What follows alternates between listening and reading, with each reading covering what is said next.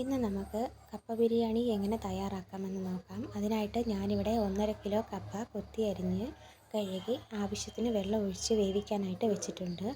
ഇനി ഇവിടെ ബീഫ് ഞാൻ എല്ലോട് കൂടിയാണ് എടുത്തിട്ടുള്ളത്. അത് കഴുകി നല്ല വൃത്തിയാക്കി കുക്കറിനകത്തിട്ടിട്ടുണ്ട്.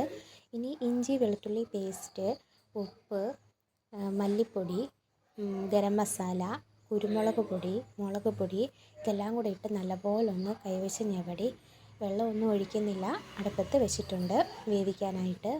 ഇനി നമുക്ക് തേങ്ങ തിരുമ്മിയത് കുറച്ചെടുക്കാം. അതൊരു പാൻ ചൂടായ ശേഷം തേങ്ങ ഇട്ട് കൊടുത്ത് കൂട്ടത്തിൽ കറിവേപ്പിലയും കൂടെ ഇട്ട് കൊടുക്കുന്നുണ്ട്.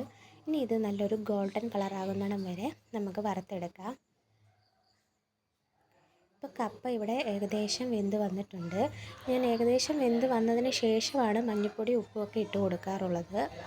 ഞാനിവിടെ ഉപ്പും മഞ്ഞൾപ്പൊടി ഇട്ട് കൊടുക്കുന്നുണ്ട്. ഇനി ഇത് കുറച്ച് നേരം അടച്ച് വെച്ച് അതിന് ശേഷമാണ് ഞാൻ ഊറ്റുന്നത്. കപ്പ ഇവിടെ റെഡി ആയിട്ടുണ്ട്.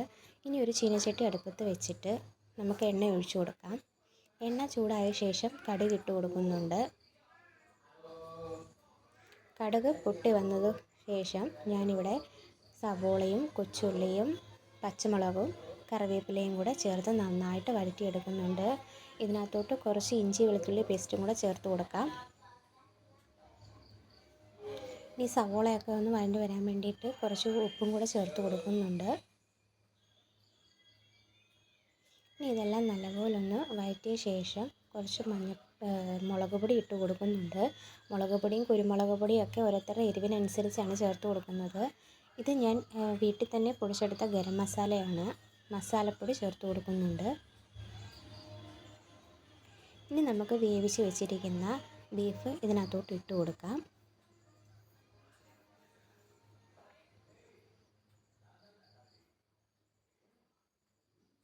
ഈ സമയം വെള്ളമൊക്കെ ഇത്തിരി വേണമെങ്കിൽ ഒഴിച്ച് കൊടുക്കാം. ഇത്തിരി അയഞ്ഞാണ് ആവശ്യമെങ്കിൽ നമുക്കിത്തിരി വെള്ളമൊക്കെ ഒഴിച്ച് കൊടുക്കാം.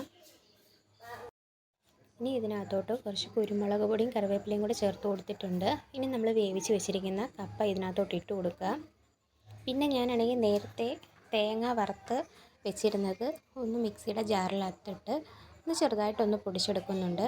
കപ്പയെല്ലാം ഇട്ട ശേഷം തേങ്ങ വറുത്ത് പൊടിച്ചതും കൂടെ ഞാനതിൻ്റെ പുറമെ ഇട്ട് കൊടുക്കുന്നുണ്ട്.